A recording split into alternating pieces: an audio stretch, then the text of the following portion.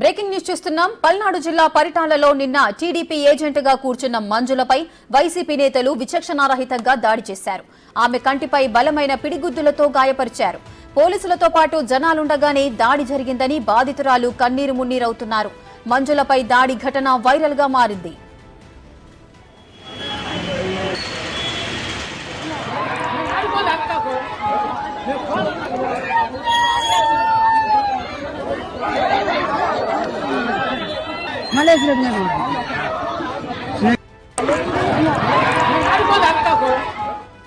నిన్న పోలింగ్ ప్రారంభమైన కొద్దిసేపటికే పల్నాడు రక్తసిక్తమైంది.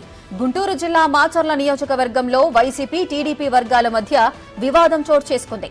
అక్కడ వార్ వన్ సైడ్ అని భావించిన వైసీపీ నేతలు దీనిని సహించలేకపోయారు. రెంటల గ్రామంలో ఏజెంట్గా వచ్చిన మహిళ సహా అక్కడున్న తెలుగుదేశం నేతలపై దాడి చేశారు. ఘటనలో నలుగురికి తీవ్ర గాయాలయ్యాయి. చేరెడ్డి మంజుల, రఘురామయ్య రెడ్డి, గోపాలరెడ్డి, నాగమల్లేశ్వర్ రెడ్డి అనే నలుగురికి తలలు పగిలాయి. టీడీపీ బూత్ ఏజెంట్గా ఉన్న మంజుల తీవ్రంగా గాయపడ్డారు.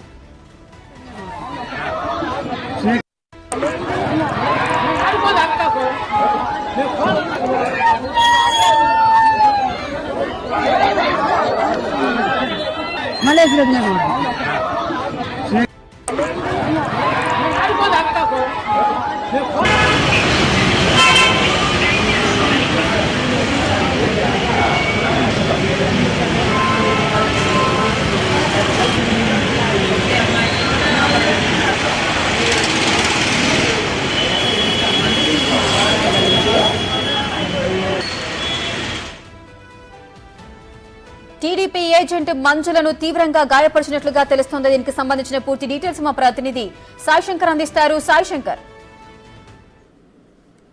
నిన్న జరిగినటువంటి సంఘటనకు సంబంధించినటువంటి అంశంలో గంటాల గ్రామానికి సంబంధించి మంజుల అనేటటువంటి మహిళకి సంబంధించి పోలీసులు ఆమెకి పూర్తి స్థాయిలో ప్రొటెక్షన్ ఇస్తాము, మీరు రెంటాల గ్రామంలో ఉన్నటువంటి పోలింగ్ బూత్ కి రావచ్చు అనే విధంగా ముందుగా చెప్పారనే విధంగా ఆమె చెప్తుంది. కాకపోతే హైదరాబాద్ నుంచి వచ్చి డైరెక్ట్ గా రెంటాలకు వెళ్తున్నటువంటి పరిస్థితుల్లో అకస్మాత్తుకంగా, అంటే ఇంకా పోలీస్ స్టేషన్ కూడా చేరుకోలేదు, మధ్యలోనే ఒక 10 నుంచి 15 మంది ఒక్కసారిగా వచ్చేసి తనపైన తన సోదరుడి పైన తీవ్రంగా వేట కొడవళ్లతో దాడి చేయడంతో పాటు అక్కడ ఉన్నటువంటి రాడ్లు కర్రలతో ఒక్కసారిగా కూడా గుంపుగూడి తమ పైన దాడి చేసినట్లు కూడా ఆమె చెప్తున్నటువంటి పరిస్థితి ఉంది.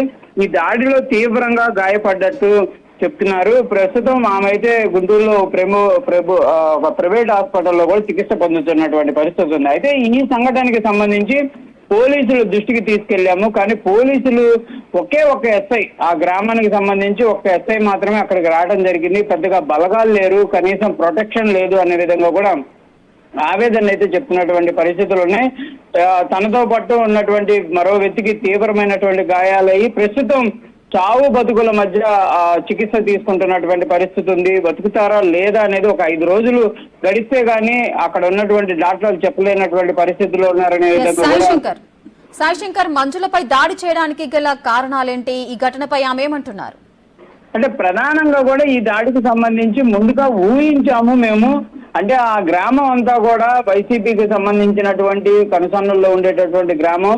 కాకపోతే ప్రజలు టీడీపీ వైపు ఉన్నప్పటికీ నేతలు కొంతమంది వైసీపీకి సంబంధించినటువంటి అరాచకాలు అక్కడ సృష్టిస్తున్నారు.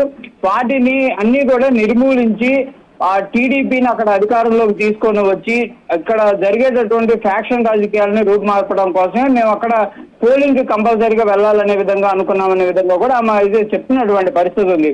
ఈ నేపథ్యంలోనే అక్కడ కంపల్సరీగా దాడులు జరుగుతాయి, ఘర్షణ చోటు చేసుకుంటుందని ముందుగానే ఊహించాం, కానీ అంత ఎర్లీగా పోలింగ్ కి వెళ్లే ముందే దాడులు జరుగుతాయని ఊహించలేదనే విధంగా కూడా చెప్పినటువంటి పరిస్థితులు ఉన్నాయి. కాకపోతే అక్కడ వైసీపీ వర్షన్ కూడా వేరే విధంగా వినిపిస్తున్నటువంటి పరిస్థితులు ఉన్నాయి. ఒక టీడీపీ నేతలు తమ పైన ఘర్షణకు వచ్చారు కాబట్టి తిరిగి దాడులు జరిగాయనే విధంగా కూడా వాళ్ళైతే చెప్తున్నటువంటి పరిస్థితి ఉంది. అయితే ఇక్కడ మంజుల ఒక అంశాన్ని చెప్తున్నారు, ఎన్ని దాడులు జరిగినా కూడా తనకు తీవ్రమైనటువంటి రక్తం స్రావం జరుగుతున్నప్పటికీ కూడా తను కంపల్సరీగా పోలింగ్ ఏజెంట్ గా ఉంటానని చెప్పాను, నేను చికిత్సకు వెళ్ళననే విధంగా చెప్పినప్పటికీ చికిత్సకి వెళ్ళాలనే విధంగా చెప్పిన నేపథ్యంలోనే వెళ్ళాను. ఎందుకంటే అక్కడ కంపల్సరీగా టీడీపీని గెలిపించాలనే విధంగా మేము నిర్ణయం తీసుకున్నాం అనే విధంగా కూడా చెప్తున్నారు. ఆ పోలింగ్ సరళికి సంబంధించి ఎట్లా జరిగిందనే దానికి ఆమెను ప్రశ్నిస్తే ఆ దాడి జరిగిన తర్వాత తను ఏ విధంగా ఉన్నాను, అక్కడ ఏం జరిగింది అనేది కూడా తెలియలేనటువంటి పరిస్థితిలో ఉన్నాను అనే విధంగా కూడా శశింకర్, ఈ ఘటనపై టీడీపీ నేతలు ఏమంటున్నారు? వారు పై అధికారులకు ఏమైనా కంప్లైంట్ చేశారా? అంటే ప్రస్తుతం అయితే ఈ సంఘటనకు సంబంధించి పోలీసులకు ఫిర్యాదు చేసినట్టు చెప్తున్నారు. పోలీసులు కూడా ఉదయం నుంచి కూడా స్టేట్మెంట్లు తీసుకుంటున్నట్లు కూడా చెప్తున్నటువంటి పరిస్థితి ఉంది. కఠినమైనటువంటి చర్యలు తీసుకోవాలనే విధంగా కోరుతున్నారు. డమ్మీ కేసులు పెట్టడం, లేకపోతే బెయిల్బుల్ కేసులు పెట్టడం, ఇలా కాకుండా కంపల్సరీగా అటెంప్ట్ మర్డర్ కేసులు పెట్టాలనే విధంగా కూడా టీడీపీ శ్రేణులు అయితే కోరుతున్నటువంటి పరిస్థితి ఉంది. కావాలని చెప్పే ముందుగా పక్కా ప్రణాళికతో చేశారు కాబట్టి కంపల్సరీగా కఠినమైనటువంటి చర్యలు తీసుకోవాలి. ఇందులో ఎమ్మెల్యే పాత్ర క్లియర్ గా ఉంది కాబట్టి ఎమ్మెల్యే పైన కూడా చర్యలు తీసుకోవాలనే విధంగా కూడా టీడీపీ శ్రేణులు అయితే కోరుతున్నటువంటి పరిస్థితి ఉంది.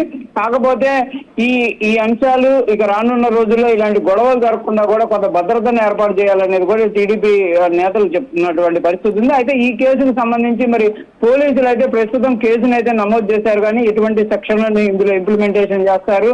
ఎందుకంటే ఈ అంశంలో కొంత ఈసీ కూడా అంటే ఎలక్షన్ కమిషన్ కూడా కొంత సీరియస్ అయినటువంటి పరిస్థితి ఉంది కాబట్టి మరి ఎవరెవరిని ఈ కేసులో ముద్దాయిలుగా చేర్చేటటువంటి పరిస్థితి ఉంటుంది. ఇటు వైసీపీ శ్రేణులు కూడా గాయపడ్డారు కాబట్టి వాళ్ళు కూడా కేసులను పెట్టేటటువంటి అవకాశం ఉంటుంది. కాబట్టి మరి ఎవరిపైన ఏమేమి కేసులు పెడతారనేది చూడాల్సినటువంటి పరిస్థితి ఉంది. ప్రస్తుతం అయితే పోలీసులు ఈ బాధితులు ఎవరైతే గాయపడినటువంటి బాధితులు ఉన్నారో వాళ్ళ దగ్గరకు వచ్చి వివరణ తీసుకొని వాళ్ళ స్టేట్మెంట్లు అయితే రికార్డ్ చేస్తున్నటువంటి పరిస్థితి అయితే ప్రస్తుతం కొనసాగుతుంది. Right. Thank you, Anjaya.